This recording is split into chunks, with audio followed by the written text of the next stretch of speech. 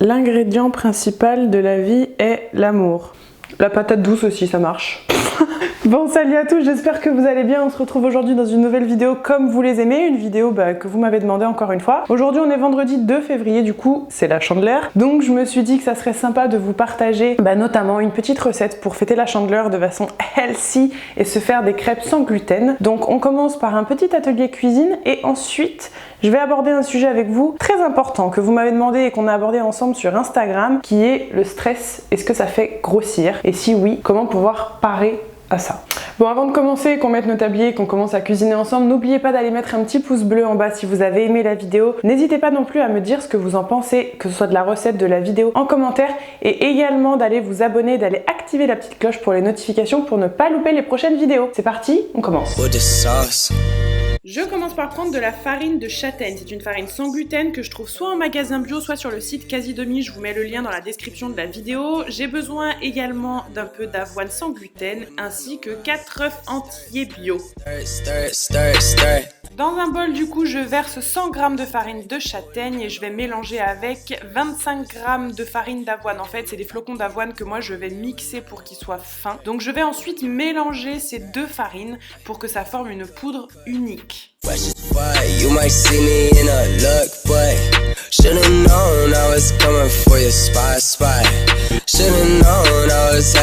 Ensuite, je vais casser mes 4 œufs entiers dans mon bol. Donc là, je les mets entiers tout simplement parce qu'on a besoin du jaune et du blanc pour que ça fasse vraiment un bon liant. Donc je les casse les 4 et ensuite je mélange jusqu'à obtenir une pâte relativement lisse. J'ajoute ensuite une pincée de bicarbonate de soude et je fais fondre également au micro-ondes une cuillère à soupe d'huile de coco. Puis je mélange pour avoir une pâte encore plus lisse qu'avant. Ensuite, j'ajoute 300 ml de lait d'amande. Donc ça peut paraître beaucoup, mais le but c'est que la pâte soit vraiment très liquide. Donc là, le lait d'amande va permettre d'éviter toutes les hormones et les produits laitiers animaux, y compris le lactose. Ensuite, une fois que ma pâte est prête, je vais simplement aller les cuire dans une poêle chaude dans laquelle j'aurais fait fondre un tout petit peu d'huile de coco. Donc une louche en général pour une crêpe, il faut que ce soit quand même assez fin. J'étale, je fais cuire à feu très doux et je retourne. Je suis pas la pro pour retourner les crêpes directement, donc je préfère le faire avec une spatule.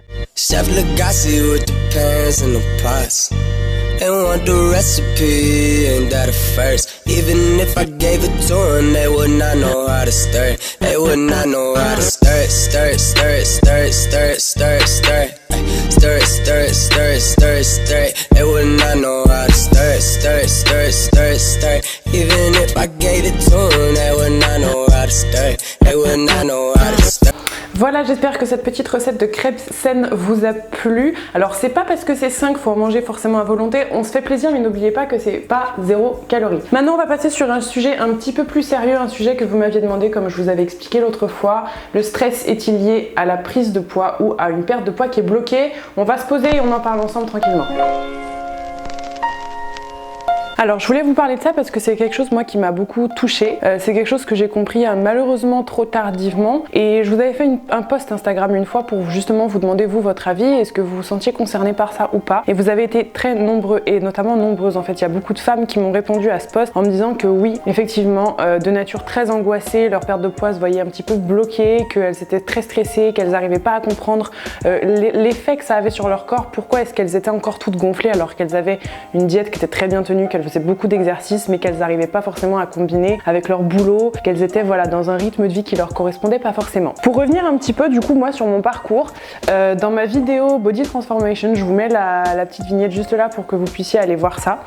Je vous explique qu'en fait jusqu'il y a encore à peine plus de 6 mois, j'avais un poste à responsabilité dans un gros labo et j'étais extrêmement stressée. J'étais tout le temps en fait en déplacement. C'était pas forcément difficile de le combiner avec des exercices physiques ou avec du sport puisqu'en fait il y a des salles partout en France, j'allais m'entraîner n'importe où. Avec l'alimentation ça allait encore puisque j'emmenais mes tupperwares, mais en fait c'était plutôt mental. J'avais un poids, une charge mentale qui ne disparaissait jamais, même le week-end, même la nuit, même le samedi, même le dimanche, même les jours fériés, même pendant les fêtes, etc.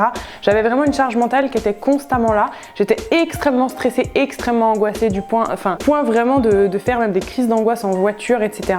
Donc c'était quand même très difficile. Après oui, je sais que je suis de nature extrêmement stressée, mais ça a énormément joué. J'ai lâché mon boulot et je me suis entièrement consacrée du coup à mes réseaux et à vous aujourd'hui, et notamment au programme Body Detox que vous connaissez. Et cette charge là en fait elle s'est complètement envolée et ma silhouette s'en est retrouvée complètement changée. En fait je me rendais compte que quand j'étais extrêmement stressée et que je dormais très peu, finalement j'avais le ventre qui était tout le temps gonflé, je faisais énormément de rétention d'eau que je fais beaucoup moins aujourd'hui, alors que j'ai une alimentation qui est pourtant beaucoup plus légère on va dire qu'avant, dans le sens, alors pas dans le sens light dans l'assiette, dans le sens que avant j'étais extrêmement dure avec moi, je faisais très attention à mes calories, je pesais tout, même mes légumes, même ma salade. Aujourd'hui je pèse mais pas mes légumes, pas ma salade, etc.